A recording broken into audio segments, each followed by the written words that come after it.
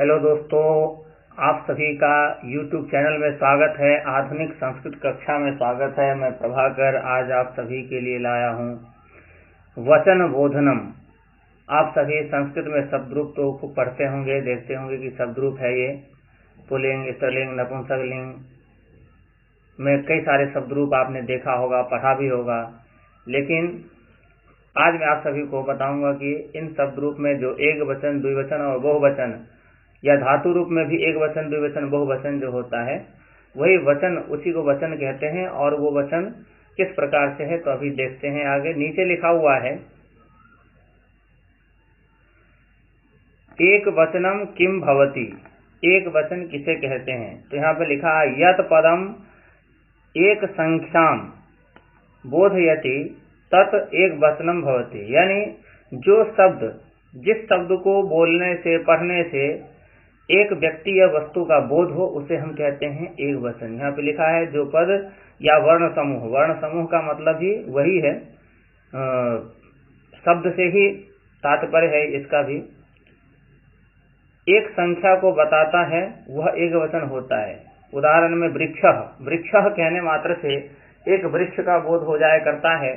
लता कहने से एक लता, बेल, वृक्षों में जो बेल होता है उसी के लिए कहा गया है लता। और भी जो भी बेल वृक्ष इत्यादि में लगे होते हैं उनके लिए कहा गया है बीजम, बीज। लेकिन इसमें एक चीज समझने की है कि एक है पुल्लिंग का शब्द, दूसरा स्त्रीलिंग, तीसरा है नपुंसकलिंग। यानी चाहे किसी भी लिंग का हो, पुल्लिंग का हो, स्त्रीलिंग का हो या नपुंसकलिंग का हो, किसी भी लिंग में हो, शब्द हो, उन सभी शब्दों का एक वचन जो है एक व्यक्ति, वस्तु इत्यादि का बोध करा सकता है। सिर्फ एक का बोध कराए उसे हम कहते हैं एक वचन। नीचे लिखा है द्विवचनम किम भवति। अब द्विवचन किसे कहते हैं ये आगे हम देखते हैं। यहाँ पे लिखा है द्विवचनम किम भवति। द्विवचन क्या होता है, द्विवचन किसे कहते हैं, कहने का मतलब यही है यत पदम द्विसंख्याम बोधयति तत् पदम द्विवचनम भवति। संस्कृत में अगर हमें कहना हो तो इस प्रकार से कह सकते हैं यत पदम द्विसंख्या बोधयति तत् पदम, यानी वह जो शब्द है, पद शब्द को कहते हैं संस्कृत में, द्विवचनम भवति, इन द्विवचन होता है। जो शब्द या जो पद दो व्यक्ति वस्तु का बोध कराए उसे हम द्विवचन कहते हैं। ये शब्द रूप और धातु रूप दोनों में ही इसी प्रकार से होता है। तो द्विवचन कहते हैं। यहाँ पे उदाहरण दिया है वृक्षो, वृक्षो कहने से दो वृक्ष का बोध होता है। लते द्विवचन का है, लता शब्द स्त्रीलिंग का है। इसमें लते जो है, लते कहने से दो लताएं, दो लताएं इस प्रकार का बोध होता है। बीजे, बीज जो शब्द है नपुंसक लिंग का है, ऊपर आपने बीजम एक वचन का देखा तो बीजे द्विवचन का है ये, तो दो बीज इसका बोध होता है। इसी प्रकार से हम बहुवचन का भी देख लेते हैं। लिखा है बहुवचनम किम भवति, बहुवचन क्या होता है।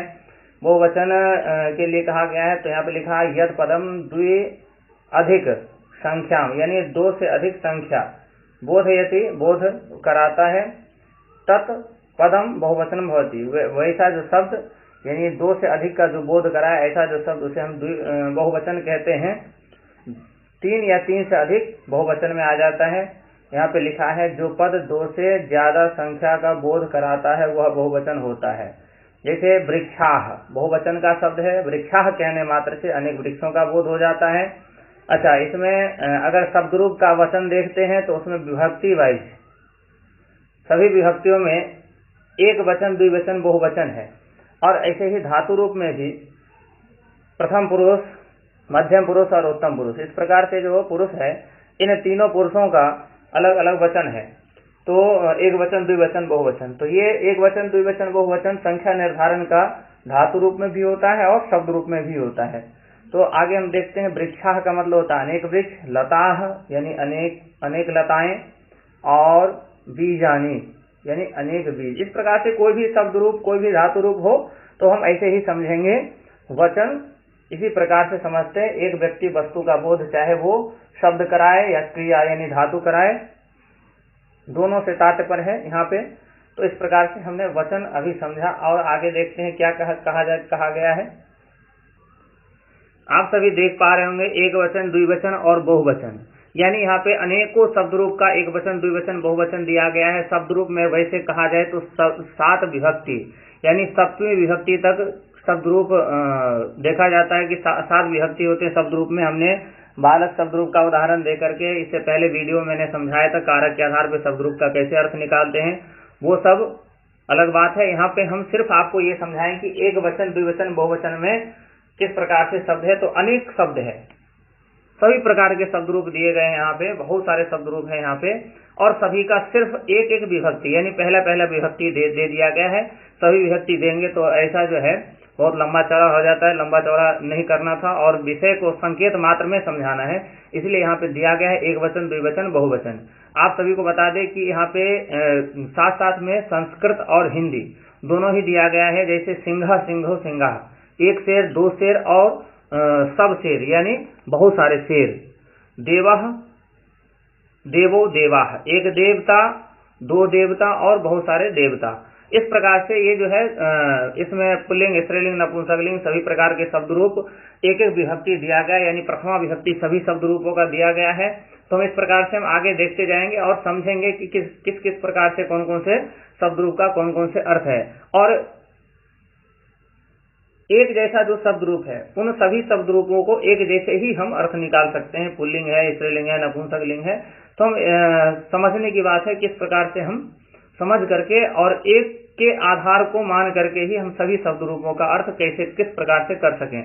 तो यहाँ पे तो सिर्फ शब्द रूप और उसका अर्थ दिया गया है। आगे देखते हैं बालकः, बालको, बालकाः, एक बालक, दो बालक, बहुत सारे बालक या सभी बालक। वृक्षः, वृक्षो, वृक्षाः, एक पेड़, दो पेड़ या सभी पेड़, सभी या बहुत सारे कह सकते हैं। यहाँ पे छात्रः, छात्रो, छात्राः, एक छात्र, दो छात्र, बहुत सारे छात्र, पुल्लिंग का शब्द है ये सब। अश्वः, अश्वो, अश्वाः, एक घोड़ा, दो घोड़े और बहुत सारे घोड़े। इस प्रकार से जो है इस प्रकार से जो शब्द दिया गया है इसमें हम आगे देखते हैं और भी कई सारे उदाहरण दिए गए हैं। पुल्लिंग है, नपुंसकलिंग का भी है, स्त्रीलिंग का भी शब्द है। तो हम देखते हैं आगे और कौन कौन से शब्द है। ये सभी एक वचन, द्विवचन, बहुवचन समझाने के लिए दिया गया है। वचन तालिका यहाँ पे लिखा है, इसका नाम है वचन तालिका। जब हम कोई शब्द रूप का अर्थ निकालते हैं तो हम सरलता पूर्वक शब्द रूप का अर्थ अगर समझते हैं तो सरलता पूर्वक हम अनुवाद संस्कृत में बना सकते हैं, यानी जो ट्रांसलेशन है वो कर सकते हैं संस्कृत में हम। इसीलिए शब्द रूप का अर्थ समझना, धातु रूप का अर्थ समझना, वचन क्या है, विभक्ति क्या है, पुरुष क्या है, ये सब समझना बहुत ही जरूरी होता है अनुवाद करने के लिए। और बहुत ही सरलता से हम इसको जानने के बाद हम अनुवाद कर सकते हैं। अश्वः, अश्वो, अश्वाः, हमने बताया था एक घोड़ा, दो घोड़े और सभी घोड़े। पहले इसका जो हिंदी नहीं दिख रहा था इसीलिए हमने इसको फिर से संकेत किया है, फिर से बताया है। आगे है पत्रम, पत्रे, पत्राणि, नपुंसकलिंग का शब्द है। पत्ता, एक पत्ता, दो पत्ते और बहुत सारे पत्ते। आप सभी को बता दें कि एक, दो और सब या बहुत ऐसा कहने का जो है संकेत यहाँ पे सिर्फ हिंदी में पड़ता है। वैसे संस्कृत में अगर हमने देवः कह दिया तो देवः का मतलब होता है एक देवता, हमने पत्रम कह दिया तो पत्रम का मतलब होता है एक पत्ता, पत्रे यानी दो पत्ते। इसमें विभक्ति जो है वो अलग से लगाने की कोई आवश्यकता नहीं है संस्कृत में, लेकिन हिंदी में समझाने मात्र के लिए हमने यहाँ पे संकेत किया है, बताया है कि इस प्रकार से हिंदी में अर्थ किया जा सकता है। जैसे हमने अभी कहा पत्राणी, पत्राणी का मतलब ही होता है बहुत सारे पत्ते। यहाँ पे बहुत सारे ऐसा कुछ या सर्वे या सर्व शब्द का उपयोग नहीं करना पड़ेगा और इतने मात्र से ही हम बहुत सारे शब्दों का बोध कर लेते हैं, समझ लेते हैं। आगे है, समय ज्यादा नहीं लगाते, आगे बढ़ते हैं। मित्रम, मित्रे, मित्राणी, नपुंसकलिंग का है। एक दोस्त, बहुत सारे दोस्त, एक दोस्त, सभी, दो दोस्त और बहुत सारे दोस्त। फलम, फले, फलानी, एक फल, दो फल, बहुत सारे फल। लता, लते, लता, एक लता, एक बेल, दो बेल और बहुत सारे बेल। ये उदाहरण भी आया है पहले। आगे है माला, माले और माला। ये जो है लता और माला ये स्त्रीलिंग का शब्द है। और इस प्रकार से माला, एक हार जो माला पहनते हैं फूलों का, दो हार, बहुत सारे हार। इस प्रकार से अब है नदी,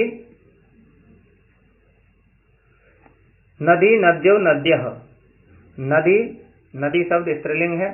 एक नदियां, एक दरिया या एक नदी, दो नदी यानी दो दरिया, या बहुत सारे या सभी दरिया या नदियां, ऐसा कह सकते हैं। नदी कह सकते हैं, एक नदी, दो नदी, बहुत सारे नदियां, इस प्रकार से कह सकते हैं। नारी, नारियो, नार्यः, इस प्रकार से एक स्त्री, दो स्त्री, बहुत सारे स्त्री। हम आगे बताते हैं, कौन शब्द भी दिखाते हैं आप सभी को। इसके बाद नारी के बाद है मुनि, मुनि, मुनयः, यानी एक मुनि ऋषि महर्षि के लिए कहा गया है, और दो मुनि और बहुत सारे मुनि। इस प्रकार से मुनि शब्द का रूप है साधु, साधु, साधवः। हमने पहले ही कहा है कि पहला विभक्ति यानी प्रथम विभक्ति का सभी शब्द रूपों का दिया है। इसमें जो भी शब्द रूप यहाँ पे लिखा है वो सभी का प्रथमा विभक्ति है। साधु, साधु, साधव, एक साधु, दो साधु, बहुत सारे साधु।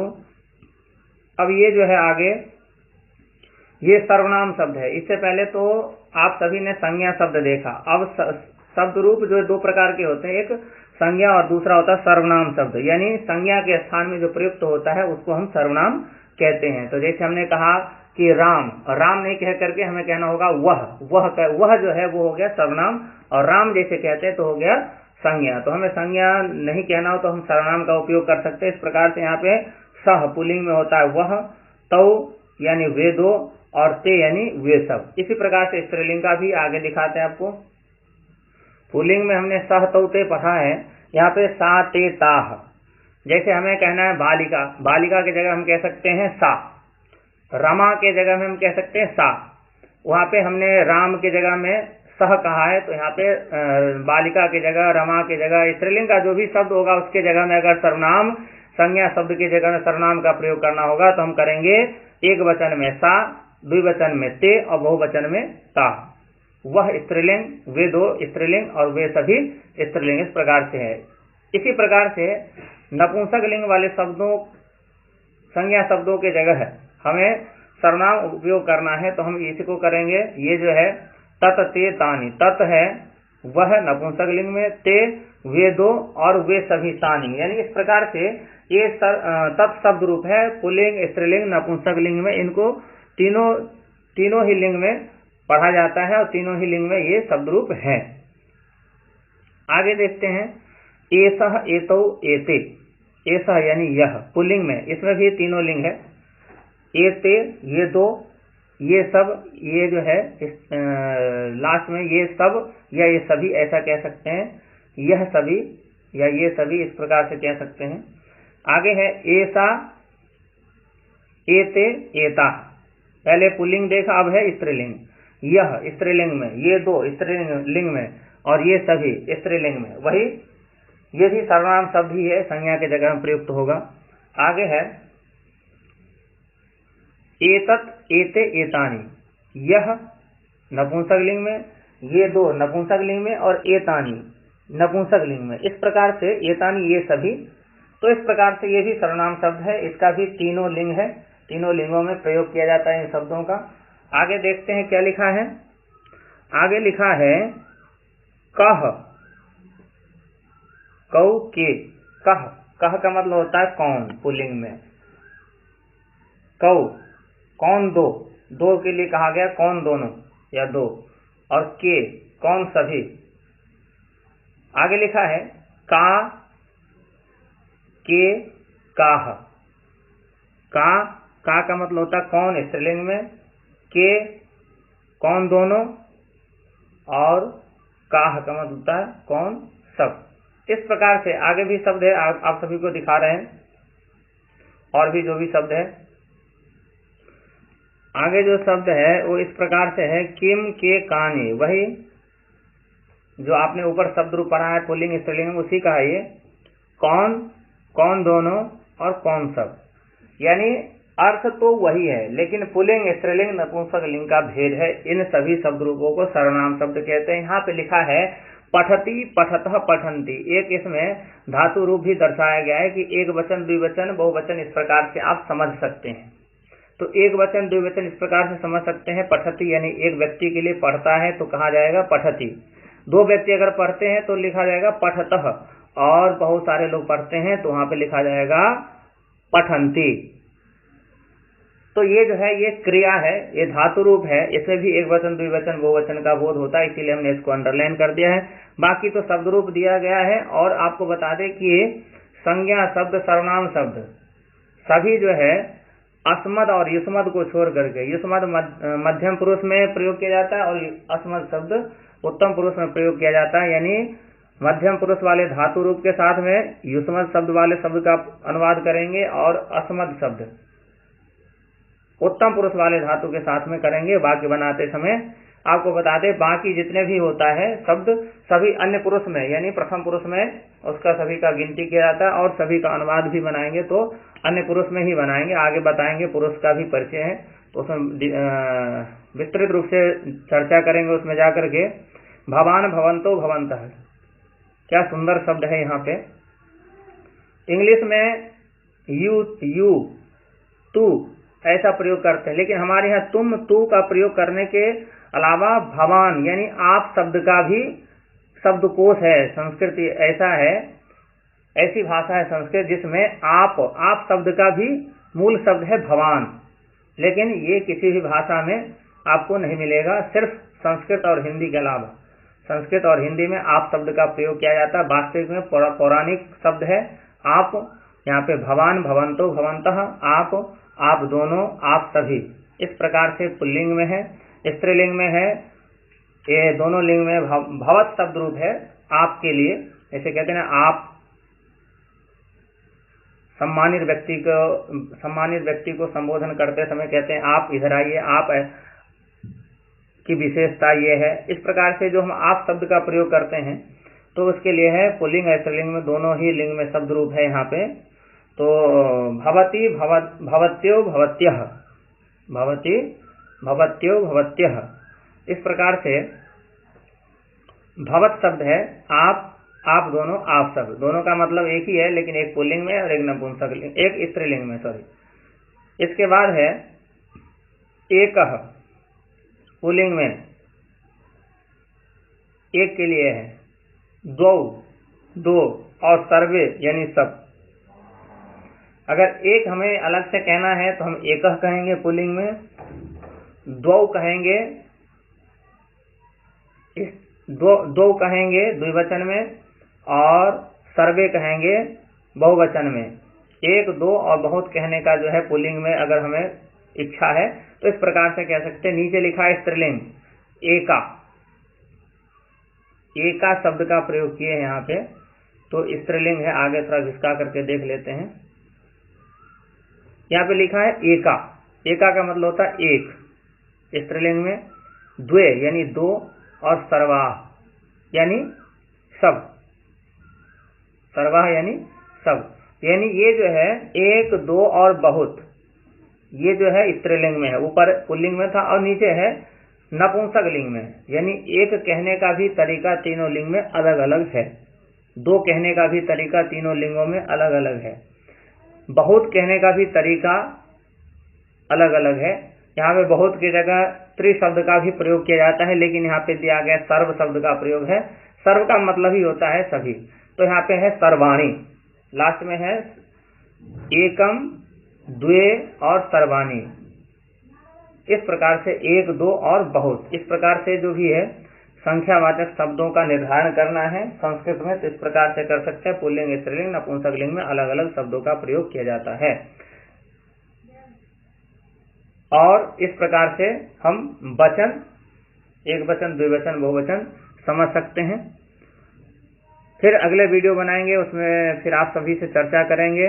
अगर आप सभी को सही जानकारी प्राप्त हो, अगर आप सभी कारक आगे पढ़ना चाहते हो तो इस सब चीज़ों को बहुत ध्यान रखना है, और चैनल को सब्सक्राइब करके रखिए ताकि जो अगला अपडेट आता है वो आप सभी तक पहुंच सके। ऑल सब्सक्राइब कर लीजिए, और विषय सही लगे तो आप लाइक जरूर करिए। अगला वीडियो बनाते हैं, फिर उसमें पुरुष परिचय करेंगे, फिर कारक का भी करेंगे। आगे इसी प्रकार से हम बनाते रहेंगे, आप सभी तक विषय पहुंचाएंगे। धन्यवाद।